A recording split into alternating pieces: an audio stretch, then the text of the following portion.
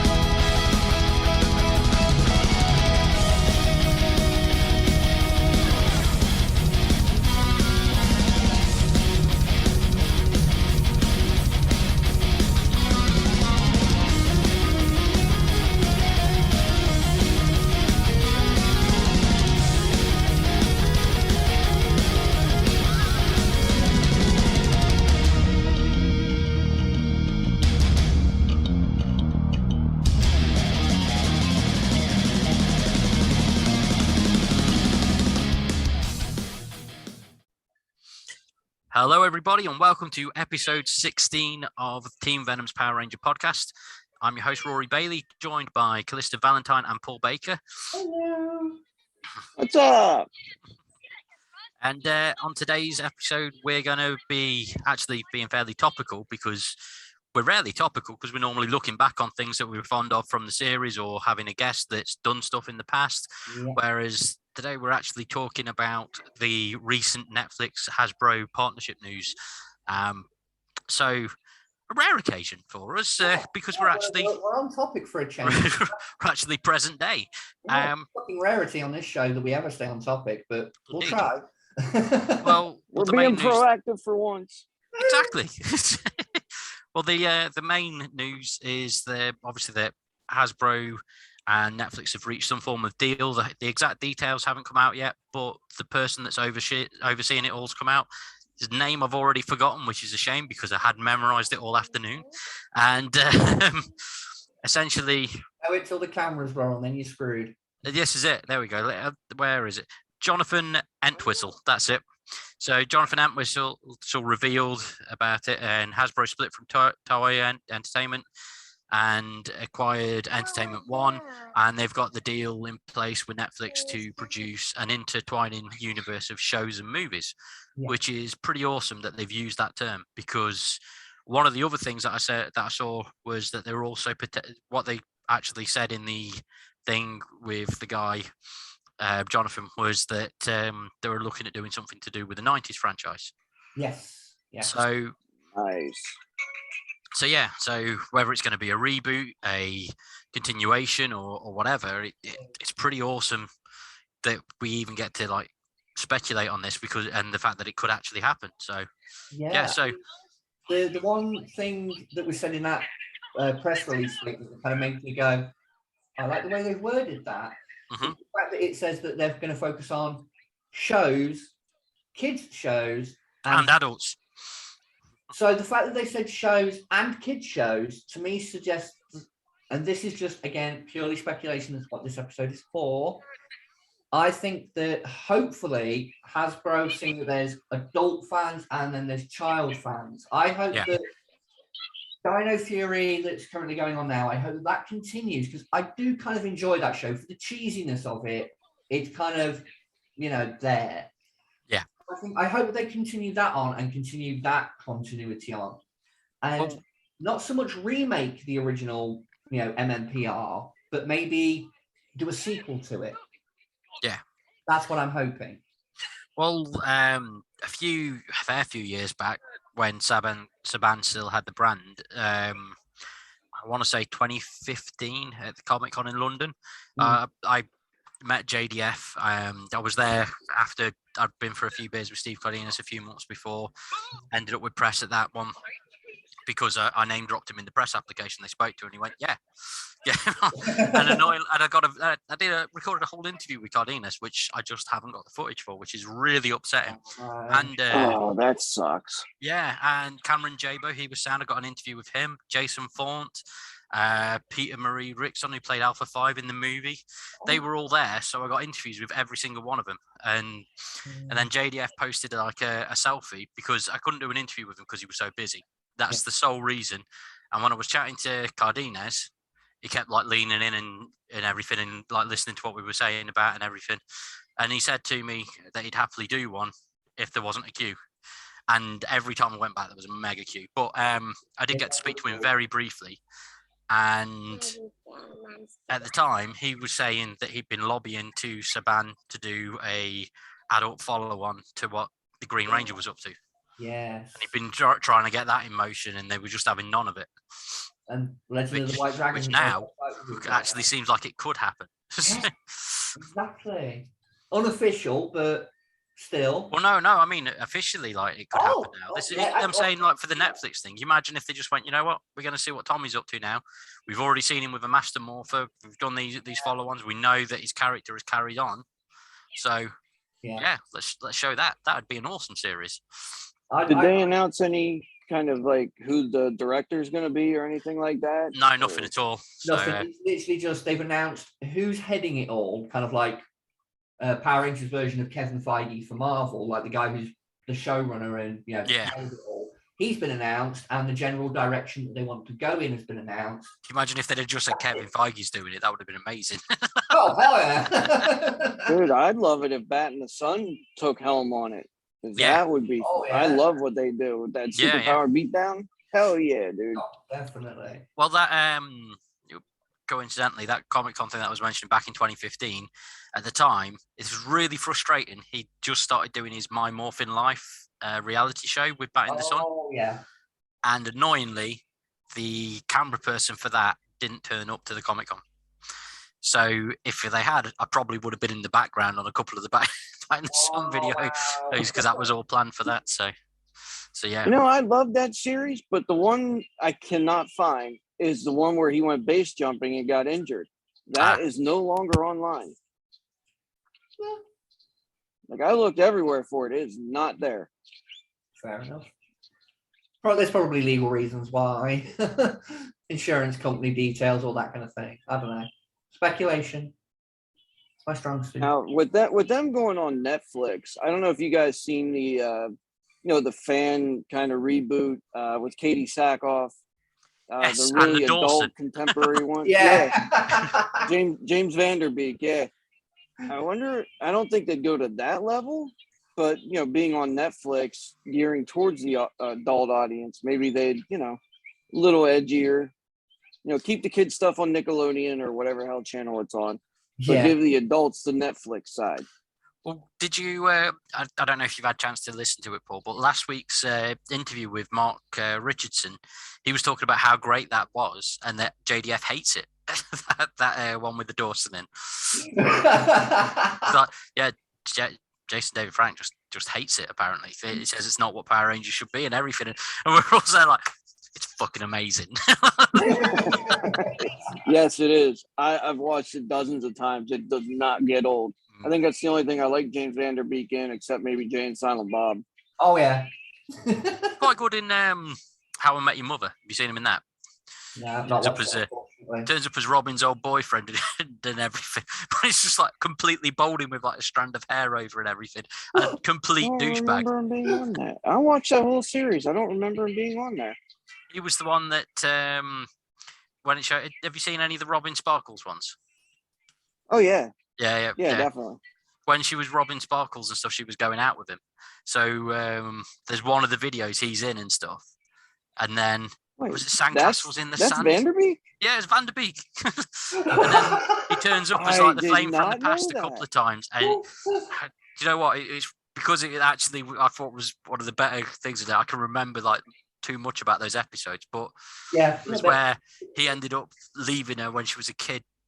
When she was a teenager, because of the fact that his ex-girlfriend Louise Marsh had just got a pool or a jacuzzi or something like that. So sorry, but I've got to go where the jacuzzi is. Let's all go to the mall. Yeah. Yeah. So that's one potential idea. Put the Dawson in the Red Ranger suit. One thing that I actually genuinely would like to see them do is the Power Rangers graphic novels and stuff as an animated series. Yes. That would be Yes. a perfect sort of thing to do. I mean, Netflix has got all the animes and stuff going on anyway. Yeah. I mean, like The Witcher, they're doing their own Witcher. They're building up their Witcher franchise by having animated stuff that does prequels and things. And yeah. you know what I mean, It's just the one. By the way, that comes out soon. Season Witcher 2 is about to drop. Yeah. But then the anime came out a month ago or something as well. Which there was an anime drop not too long back as well. But which all ties in. Because especially if you're going with animation, you get back a lot of the original actors to do voice roles. Their voices, yeah. So that negates the fact that they've got older. You could have it literally carry on from where it left off. Exactly. You know. So, and with things like the Boom Studios comic books and such, Paul, I know you read a lot of them, don't you? I need to get. Oh yeah. Well, I've been reading them digitally, but I've only recently started getting them.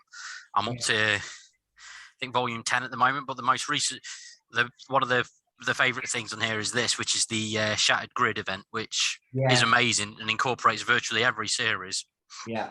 And shows the. You know how many people got turned into comic book junkies because of that Shattered Grid series? Oh yes, I can imagine. Dude, I have not read comic books in decades, but when I heard about the Shattered Grid, I'm like, shit. Okay, I gotta check it out. I know Because the whole Lord Draken thing went, fucking skyward, Yeah. and like, all right, let's see what this is all about. Well, I mean, let's face it. Lord Draken got a figure in the Lightning Collection line before twice before most other Rangers. So that kind of shows how much of an impact he had when he made his debut. I really know the storyline of Shattered Grid from the video game Battle for the Grid, but I know that in the game it changes quite a lot around.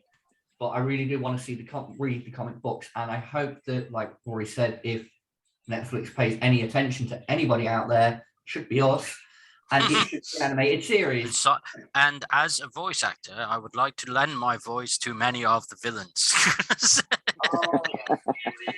I'll get that in there. Great Alpha. Yeah. Oh, I'd make a great Alpha 7 or 12 or whatever they're on. But yeah. You could be Finster 5. Yes. Oh, yeah. That would be awesome. You've got the beard. You've got the beard. That's nothing to do with the voice. But yes, I could be. In fact, I just thought, one of the things that I loved about the Shattered Grid thing was because they have Draken remake the world in his image, and then he's got Finster as his butler. So, yeah. So, but yeah. So yeah, overall, I'm pretty stoked for the idea of it all. I'm assuming you both are. Oh, yeah.